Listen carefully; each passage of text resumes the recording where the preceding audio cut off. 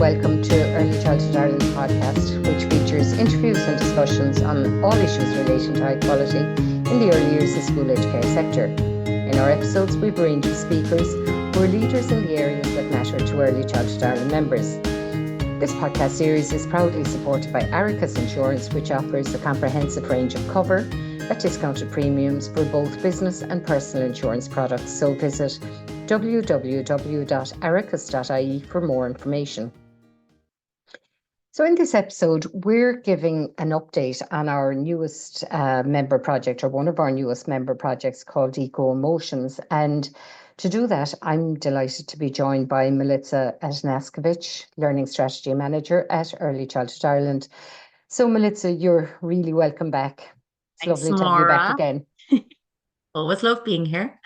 So we spoke on the podcast last year, and some of our listeners will probably have heard a series of episodes that we did on eco emotions. But you in particular spoke about the background to this innovative and exciting project, which has consisted of a series of webinars and the development of a new exciting part of our website, as well as materials on the Learning Hub. So can you update us on progress, what's been happening, who's been on the webinars, where the materials can be found and so on, so members know what to expect when they go into Eco Emotions? Yeah, absolutely, Maura. So I suppose as part of our commitment to supporting children to develop self-regulation through nature, as you've spoken to and as we spoke about last year, we developed a project called Eco Emotions. And I suppose, as I spoke to last year, and what's important to say is that this project very much is about us learning together and learning with our members, and also learning with others in the sector, and not only in the sector but outside the sector, in relation to, I suppose, how we support children's emotional well-being, and in turn how we support that environment and world around us. So we very much see this as an ongoing piece of work, and we're lucky that we are in receipt of some funding from our National Pyjama Day. So we have developed a designated area on our Early Childhood Ireland website, and that is designated to that project, so that you can come and revisit the site and that area on our website for a range of materials and resources. So last year, what we, I suppose, really wanted to focus on was socializing this whole idea. So, really sort of saying, well, what is eco emotions and what is it that we're talking about? So we decided that to integrate this kind of idea and I suppose explore this idea with our members. We invited a number of experts to speak with us. So we had Nikki Buchan, who very much sort of spoke and focused on outdoor nature pedagogy. We also had Reggio Children join us, who were very focused on, I suppose, the rights of children and the rights of children to a sustainable future. We had Stuart Shanker. Most recently, we had Juno Sullivan, and then our final webinar is going to be with Dr. Louise Porter. So I suppose just to say, Maura, one of the things we're so mindful of is, people are so busy, it can be very challenging to attend a webinar.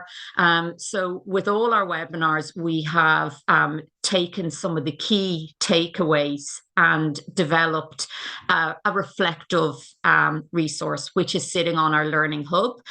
So, members or educators can go into that and they can get a really good sense of what was the message, what were the key messages within that webinar. So you can kind of return to that and reflect on that. So the site is very much a space that we want people to return to. You'll get updates. We have exciting plans for 2025. Again, with National Pyjama Day, some of our members will know we developed some self-regulation cards. They're on that site, and you can go back. So I suppose we're really looking forward to working with our members over the next number of months, and further developing this project. And the reflective course that's kind of summarizing and drawing together the content, that's the one that's called Reflect and Connect. So if you go into the Learning Hub, you'll see a number of Reflect and Connect tabs, and they relate to the different webinars. Isn't that right? That's right. So, Maura, we took the same approach with our Reggio Inspired project. So, for example, when we had webinars, we did a series of webinars with Reggio children, we developed a reflective course. So, it's the same for Eco Emotions. There's the reflective course, the Reggio Inspired reflective course, and then we've got the Eco Emotions reflective course. They're bite-sized, they're micro-learning. You go in and you can digest that information, really accessibly, but also, it's not laborious. It doesn't take you a lot of time to go through the content. There's nice snippets of information, and it just gives you a really good sense of some of the key thinking from our speakers and from those contributors to the webinars.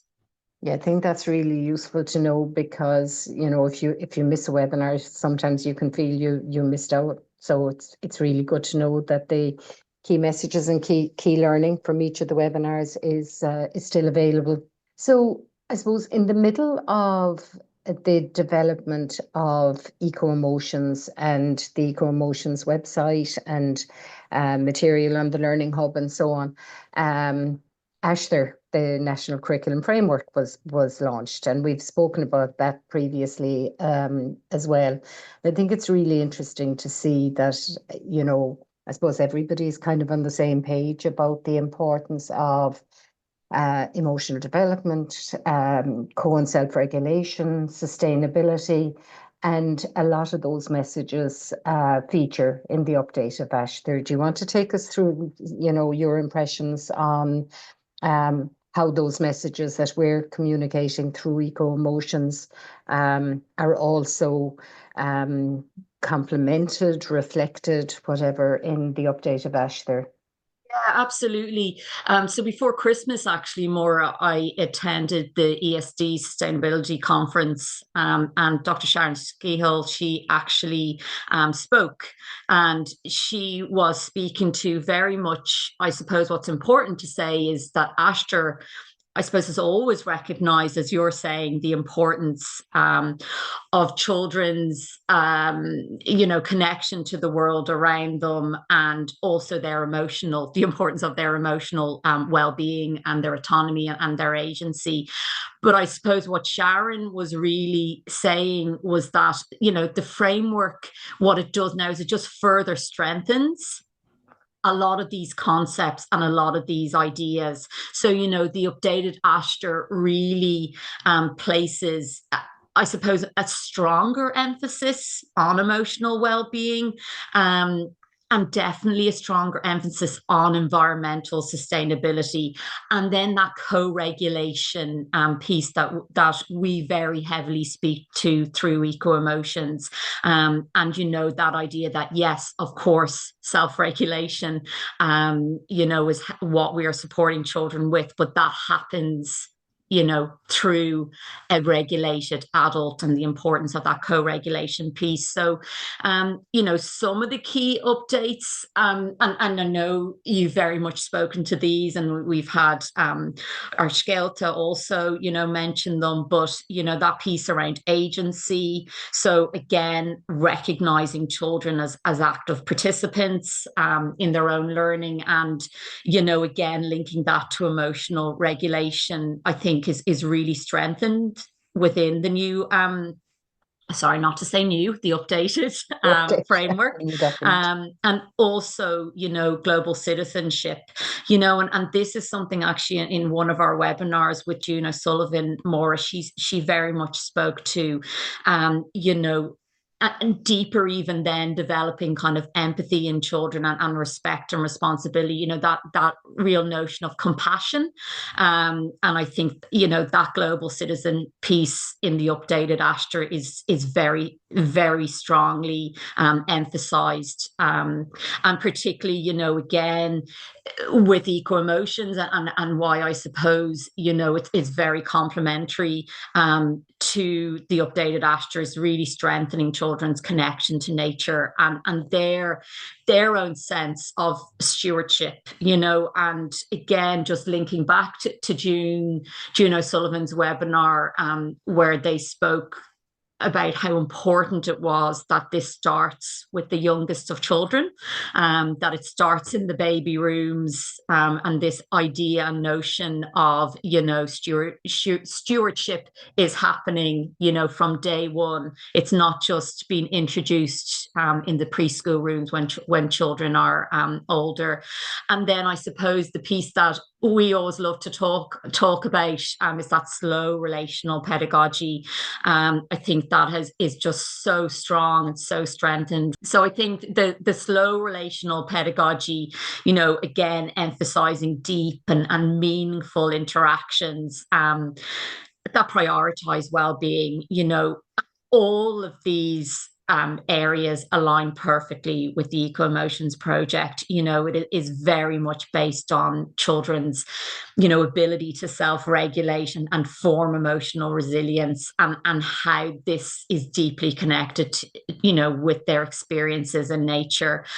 So, I think that from our perspective, again, by embedding outdoor and nature-based learning into daily experiences, we can really support children's emotional well-being and foster children's environmental responsibility. So I suppose to circle back to what Sharon very much speaks to, it's not to say that Ashter was not always recognizing those areas, but it has definitely strengthened those areas. And, I suppose more so in line with what's been happening, in the world around us. I think we are all just so much more conscious now of how important it is, and how important it is for our youngest citizens to be engaged in this form of learning from such a young age, Yeah, I think it's very much, as you say, it's not new. It's more explicit in light of the research and learning and so on. And, the original Ashter was being developed in kind of 07, 08 before it was launched in 2009. And, so much more has been done to make concepts like sustainability, like slow relational pedagogy, like emergent curriculum, like inquiry-based learning. All those concepts have been developed and refined, and I think the update reflects the development of an awful lot of those. And we see so much, and I think it came out, if I'm right, in the research that we have used, that we did last year towards the end of 2023, that underpin eco emotions, that the children who are stressed, under pressure, on a timetable, on a schedule, their well-being just can't be as good as it can be when they have time. And I think, for me, and I spoke to Sharon in a previous episode about the update, about the importance of the slow relational pedagogy. We get to know people through time, through spending time with them. You don't get to know them quickly, at a deep level, Yeah, absolutely. So speaking of time, and depending on the time when people are listening to this podcast, I'm conscious that the final webinar might be over, but you made reference a little while ago that the final webinar is with Louise Porter. Now, Louise is Australian. She may not be as familiar a name to some of our listeners as some of the other speakers.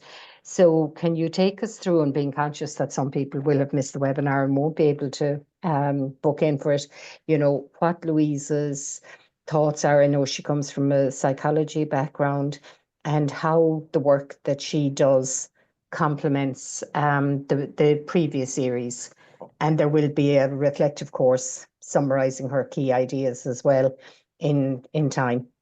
There will more, and we're actually hoping, we've had some interest from members who've had interest from families who are looking to be able to view this webinar. So we're hoping that we might be able to make this one accessible, so that sooner, before we develop the reflective course. So we'll update members on that when if that's a possibility. But Dr. Porter is an Australian child psychologist, and she has over 40 years experience specializing in safeguarding children's self-esteem, promoting social skills and resilience. And what she speaks very much to is it is about guiding children's behavior rather than controlling it. So it's very complementary to the work of Dr. Stuart Shanker.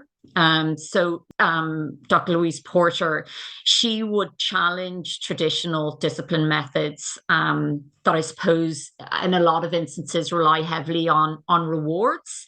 And she would really emphasize the importance of focusing on and considering how to help children to understand how their actions affect others, rather than simply following rules. So again, what we would kind of speak to in relation to making, children more empathetic and compassionate and aware that their behavior can have negative consequences on those around them.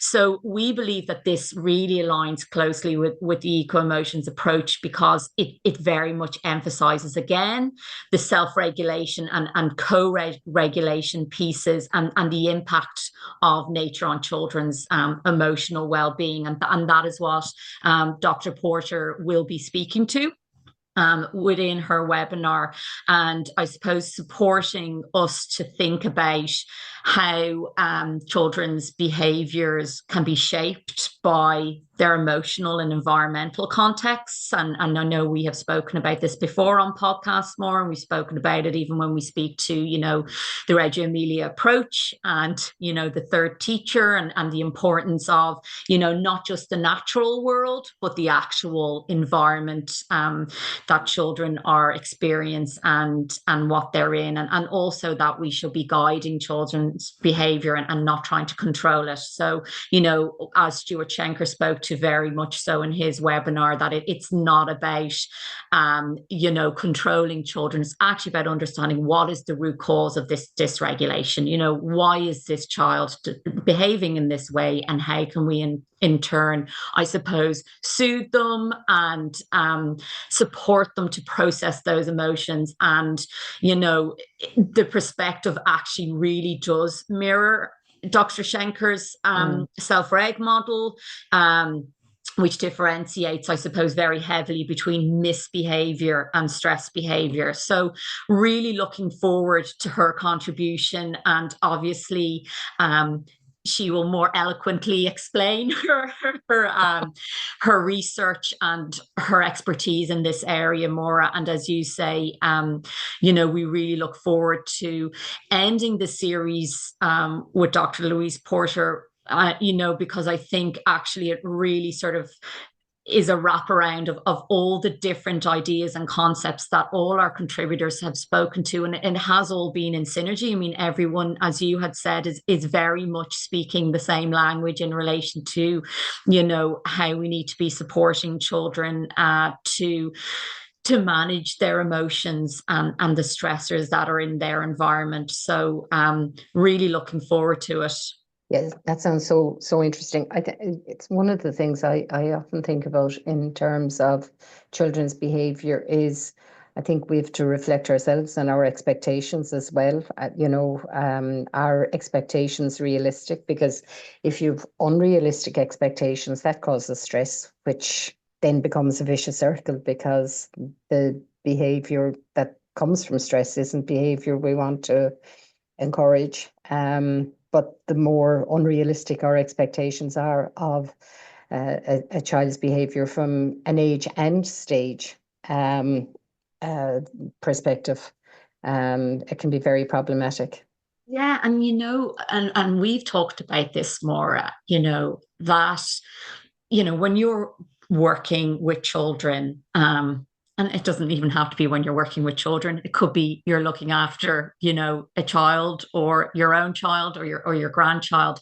And, sometimes in situations, you're trying to just deal with the situation immediately and get it sorted. And, a lot of the time, actually, if we back to the slow relational pedagogy piece, if we really take that time to try to unpack, okay, well, how did this, distress emerge, and what is it that kind of triggered that, and it can be hard to sometimes do that in the moment, because you yourself in relation to whatever you're doing can be stressed, so it makes sense that our kind of response might be, okay, listen, you can get this, or you can get this reward if you behave in this certain way. But a lot of the time it doesn't actually get to the root cause, and you then see that behavior emerging again and again, and triggering the stressors in both child and adult, Yeah, sure. And I in Australia, when I worked in Australia, and we were very much still using language like behavior management, and we've now shifted, and we are moving that language. But I think even that shift in language, it does make a big difference. Just that word management does always feel like a level of control, that I think once you kind of shift that language to that sort of co-regulation space, or that self-regulation space, you already are starting to think differently about how a child is maybe exhibiting a behavior. So, it's something that, it's not that we haven't spoken to this a lot before, but I think we still are recognizing that children, are more and more dysregulated and experiencing heightened feelings of anxiety. And, there's lots going on for, I think even for us as adults, there's a lot going on, isn't there, at the moment? Even just, turning on the radio, like going on to your, social media, it feels heavy at the moment. There's a lot. Yeah. I think it's a difficult space for a lot of us, in how we manage that, and that's why I suppose that in itself impacts on children. That's what exactly it does. Absolutely impact on children. And I think more as well, that's why perhaps eco emotions, has come at a time for us that it's supporting us to actually explore some of this in more detail as well. And that's why even the research, we're not saying that we have all the answers, or that we're the experts, or we know. But what we do know is that children are increasingly disconnected from nature and themselves. And, I think we are, as well as adults. So I think it's important that,